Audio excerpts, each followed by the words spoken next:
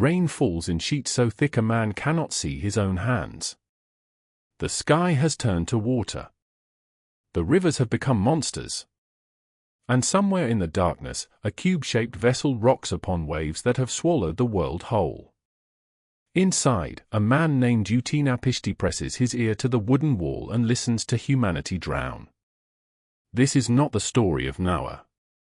This is the story that came before. Carved into clay tablets over 4,000 years ago in ancient Mesopotamia. And if you think you know how this tale ends, I promise you, you do not know how it begins. Let us travel back. Back beyond the deserts of modern Iraq, beyond the ruins that tourists photograph and archaeologists sift through with careful brushes. Back to a time when the land between two rivers was the cradle of civilization itself. The Tigris and the Euphrates ran like twin serpents through a world of ziggurats and temple complexes, of beer-drinking farmers and star-reading priests. This was Mesopotamia. The land where writing was born. The land where gods walked among mortals and demanded tribute in blood and grain. And in this land, there was a city called Shuruppak. Shuruppak sat fat and prosperous upon the banks of the Euphrates. Its streets hummed with trade. Its granaries overflowed. And in this city lived a man of uncommon wisdom. His name was Ut-napishti. He had a wife.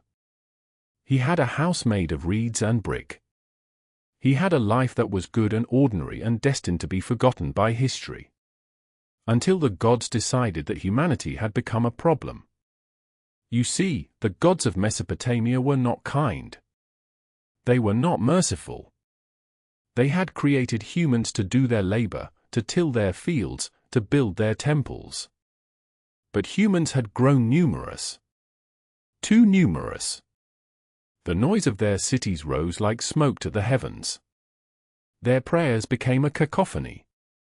Their wars and their festivals and their endless breeding had become an irritation that the divine council could no longer ignore.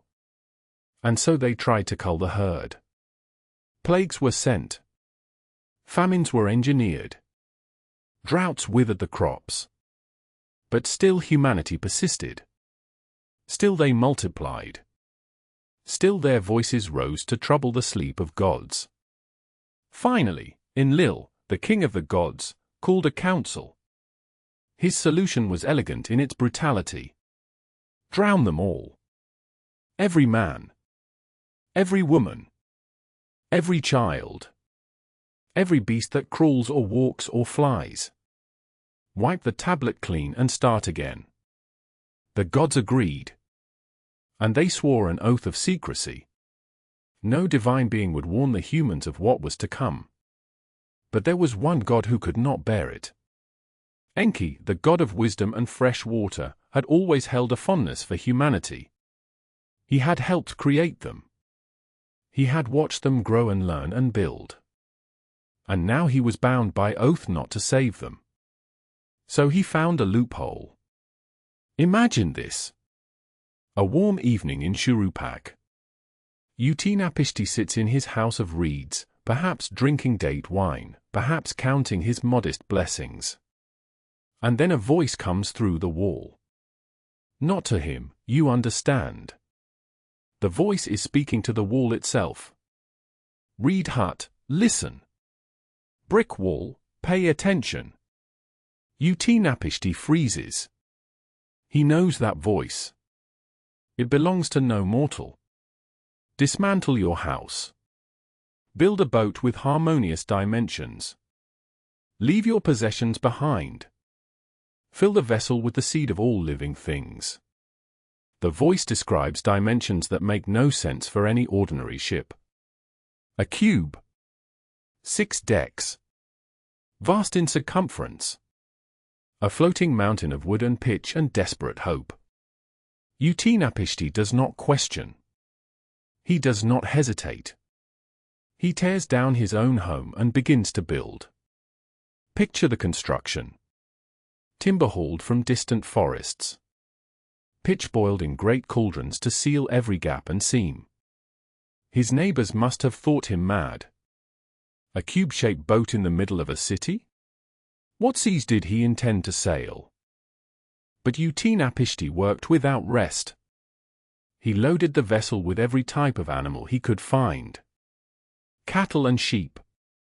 Birds and crawling things. The seed of all living creatures, packed into wooden stalls, bleating and lowing in the darkness. And then he brought his family aboard. And then the rains began. For 6 days and 7 nights, the tempest raged. Not ordinary rain, no. This was the sky itself collapsing. The clouds tore open like wounds and poured their guts upon the earth. Rivers burst their banks within hours. The Tigris and Euphrates became one churning sea of brown water and debris. Inside the ark, Ut-napishti listened to the screams. They came from everywhere at first. From Shuruppak. From the neighboring villages. From the hilltops where people had fled seeking high ground that no longer existed. The cries of mothers clutching children. The bellowing of drowning cattle. The last gasps of priests praying to gods who had ordained their deaths. And then, slowly, the screams stopped. On the 7th day, Ut-napishti opened a hatch and looked upon the world. What he saw broke something inside him. All humankind had returned to clay. The floodplain stretched in every direction, flat as a roof. No tree broke the surface. No mountain peak offered refuge. There was only water, brown and still and absolute, holding within its depths every dream humanity had ever dreamed. Ut-napishti wept. The ark drifted for days more before it finally came to rest upon the peak of a mountain.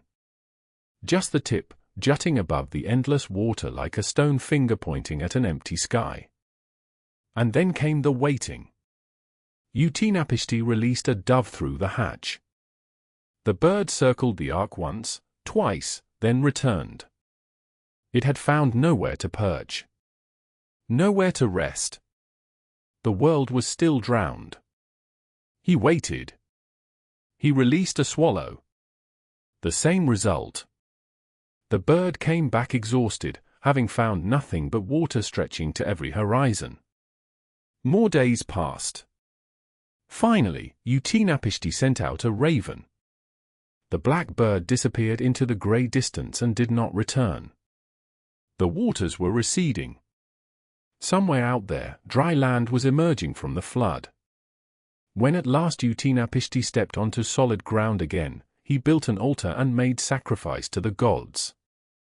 The smell of burning meat rose to the heavens, and the gods gathered around it like flies, starving for worship they had nearly extinguished forever. And Enlil saw that someone had survived his genocide. His rage was terrible to behold. Who had warned this mortal? Who had broken the oath? But Enki stepped forward and explained his clever loophole. He had not warned Ut-napishti directly.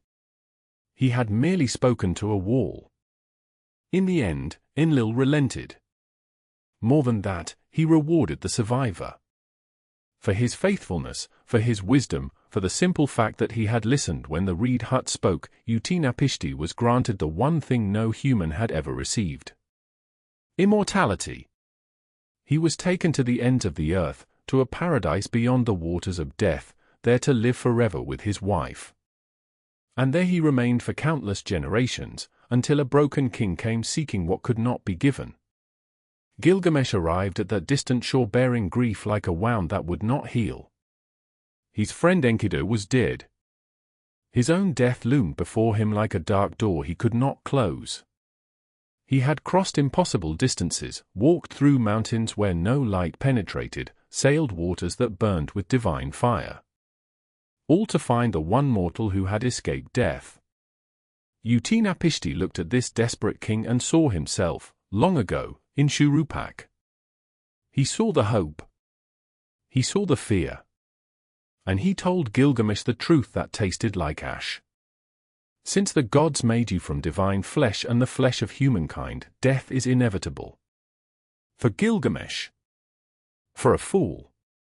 For everyone who draws breath. The flood had taught Ut-napishti many things. Chief among them was this: survival is not victory. Immortality is not happiness. And some gifts are really curses wearing borrowed clothes. Now, you may have noticed something. A man worn to